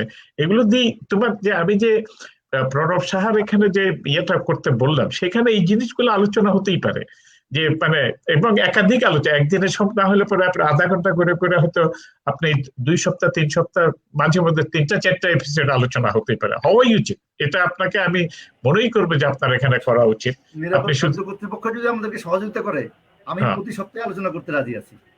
কিন্তু আমি ওটা বললাম যে এই গাড়ি চালাতে হলে যে তেল লাগে, সেই তেল, সেটা বুঝতেছি আমি, সেটা তো বুঝতেছি, ভাত খাওয়ার কথা বলছো যখন, তখনই বুঝতে পারছি। আচ্ছা ঠিক আছে, আমরা সেটা নিয়ে আলোচনা করবো ইনশাল্লাহ। তো ঠিক আছে, আমরা আপনার যে